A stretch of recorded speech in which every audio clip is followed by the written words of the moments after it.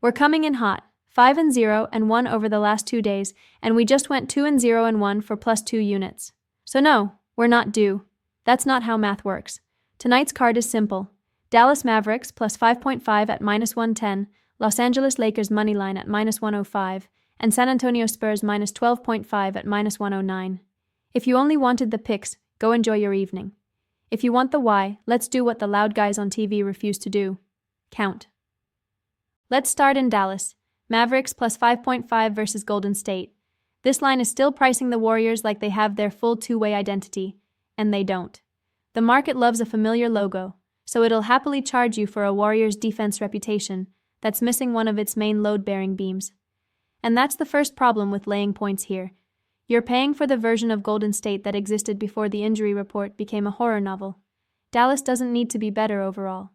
Dallas just needs to stay inside 5 or win outright. That's a very different job description. Now Peter Tran over at PickDogs is laying it with Golden State, basically expecting a similar result to the last meeting. That's adorable. That's also like buying milk because the carton looked fine last week. Personnel changes matter, context matters, and most importantly, the number matters.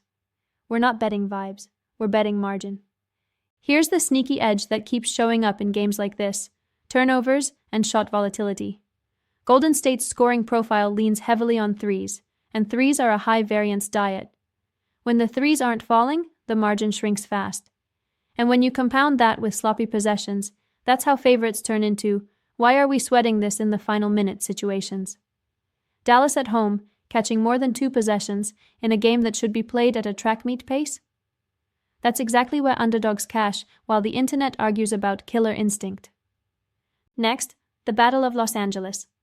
Lakers moneyline at -105 at the Clippers.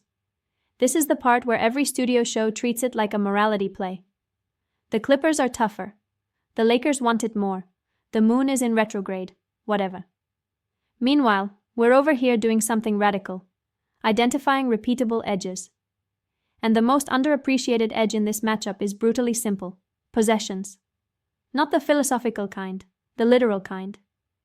The Clippers are near the bottom of the league in rebounding, and the Lakers are a top-tier rebounding team. That gap isn't aesthetic. It's math. Missed shots become extra shots for the Lakers, and those second chances are basically free points in a game priced close to a pick'em. When the market says the teams are basically equal, we want the team that manufactures extra possessions without needing to shoot like a video game. Chris Walder at OddsShark is on Clippers -1, leaning on the potential Kawhi return angle like it's a magic spell. Pickswise has the same lean, Clippers -1. And sure, Kawhi is a phenomenal player.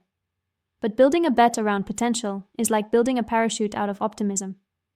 Even if he plays, we still have to ask, what's the version? How many minutes? What does that do to the rotation? And how does that fix the Clippers' biggest problem in this matchup, which is getting beat on the glass and getting dragged into a faster game? That's the second angle here. Pace. The Lakers want to run. The Clippers want to slow walk you into late clock jumpers. If the Lakers win the tempo battle even slightly, the Clippers' defensive rating can look a lot less impressive in a hurry, because transition defense is where older, slower teams start making business decisions. And those decisions usually look like layups. Also, let's not pretend this is some brutal travel spot. It's a road game in the same city. The Lakers aren't crossing time zones, they're crossing a hallway. We're taking the team with the rebounding edge, the tempo pressure, and the plus talent at the top end. Lakers moneyline. Now the one that scares people who think big spreads are automatically traps. Spurs -12.5 at the Jazz. And yes, laying double digits always makes the human brain itch. The brain wants the underdog because it feels safer. That's emotional insurance, not analytical protection. Guy Brune at Docs Sports is taking Utah against the spread, which is the classic big number, therefore dog logic. That's not analysis. That's a flinch. The question isn't, is 12.5 a lot? The question is, does Utah have the defensive structure to prevent separation? And that answer has been screaming at us all season. San Antonio has one of the best offenses in basketball. Utah has been living at the bottom of the defensive rankings, and it's not a cute, fixable problem like they just need to communicate. It's structural, it's personnel, and tonight it's also availability. Utah is missing key size and scoring, and when you take away a team's ability to protect the rim, You don't get a plucky underdog story. You get a layup line. Here's the detail that makes us comfortable laying the points.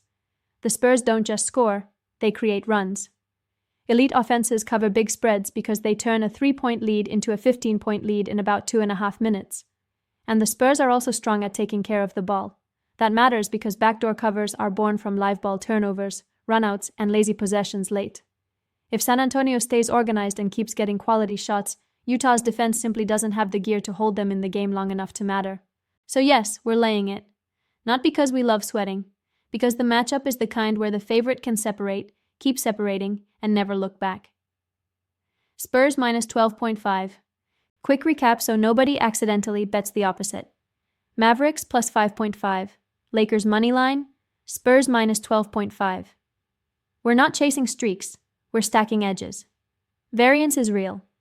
But over time, math is the bully on the playground, and feelings are the kid asking for a hall pass.